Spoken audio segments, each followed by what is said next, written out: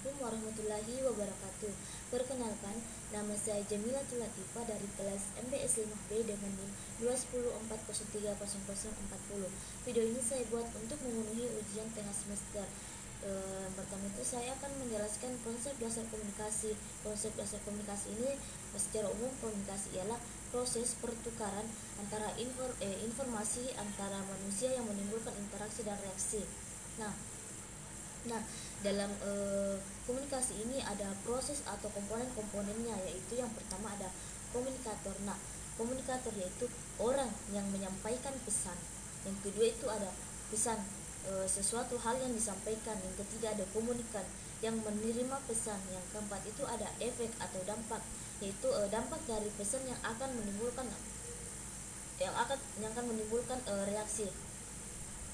Yang kelima itu ada umpan balik atau feedback, yaitu tanggapan penerima. Yang keenam itu ada gangguan komunikasi, itu seperti gangguan teknis, bisa juga karena psikologis atau gangguan fisik. Nah, di mana gangguan teknis yaitu gangguan jaringan kuota habis dan lain sebagainya. Untuk gangguan psikologis yaitu gangguan mental dan lain-lain.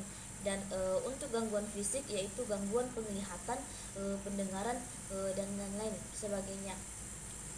Kemudian ada tujuan dari komunikasi itu sendiri, yaitu dapat disesuaikan dengan kebutuhan masing-masing orang.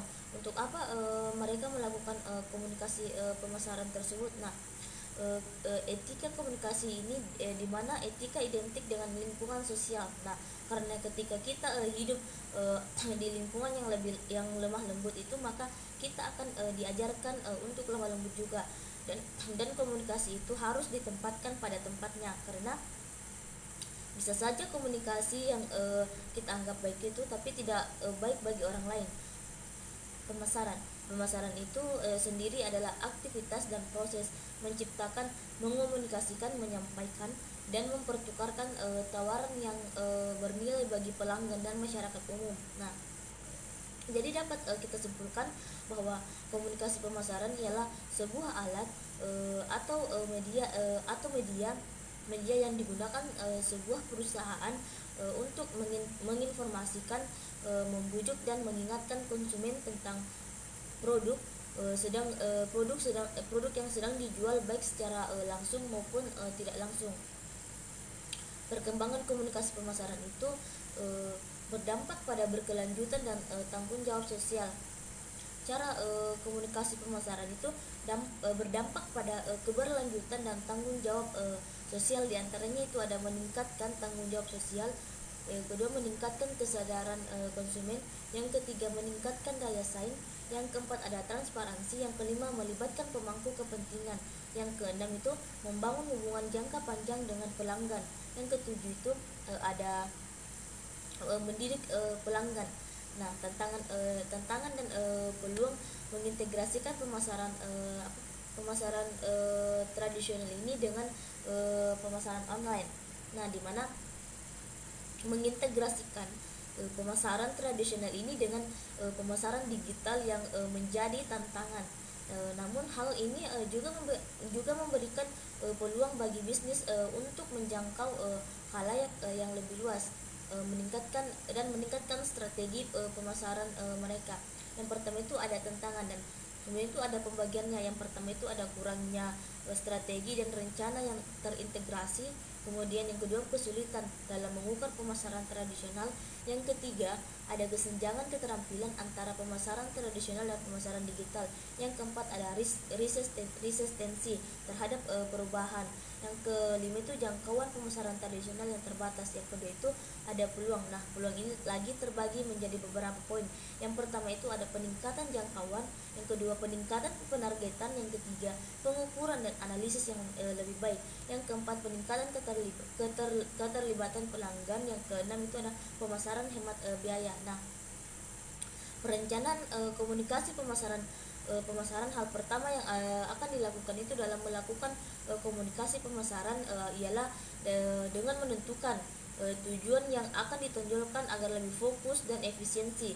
Nah, tujuan utama nantinya itu harus kita fokuskan agar target konsumen yang dapat menangkap dengan jelas pesan yang akan disampaikan itu hingga tujuan tercapai. Nah, dalam melaksanakan komunikasi pemasaran itu perlu merencanakan 5 hal. Yang 5 hal itu diantaranya ada mengidentifikasi konsumen dan kemajuan, yang kedua memperkirakan konsumen dan nilai kemajuan, yang ketiga itu ada merencanakan komunikasi, yang keempat ada memperkirakan aliran dana masuk dari konsumen, yang kelima itu ada mengadakan evaluasi setelah membeli dan analisis masa depan yang akan permintaan konsumen terhadap produk. Nah, strategi komunikasi pemasaran. Strategi komunikasi pemasaran itu perencanaan dalam menyampaikan pesan melalui kombinasi berbagai unsur komunikasi seperti frekuensi, formalitas, isi dan saluran. Nah, di mana komunikasi untuk mempromosikan sebuah produk itu mempunyai tahapan-tahapan strategi komunikasi pemasaran. Di antaranya itu yang pertama ada tujuan komunikasi pemasaran, ada 3 tujuan utamanya, yaitu yang diantaranya itu ada informing atau memberikan informasi, yang kedua persuading membujuk, yang ketiga ada reminding mengingatkan, yang kedua itu ada segmentasi dan targeting. Segmentasi ialah mengidentifikasi kelompok spesifik pasar yang keinginan dan kebutuhannya itu dapat dipenuhi oleh produk perusahaan. Nah, sedangkan targeting itu ialah memilih satu atau beberapa segmen yang akan menjadi fokus kegiatan pemasaran dan promosi. Yang ketiga itu ada diferensiasi. Nah, dan positioning. Nah, diferensiasi itu semua upaya yang dilakukan untuk membedakan diri dari pesaing. Sedangkan positioning itu yaitu strategi komunikasi yang berhubungan dengan bagaimana khalayak menempatkan suatu produk, merek dan lain-lain sebagainya. Nah, itulah tadi materi yang saya sampaikan, kurang dan lebihnya mohon dimaafkan. Wabillahi taufiq wal hidayah. Wassalamualaikum warahmatullahi wabarakatuh.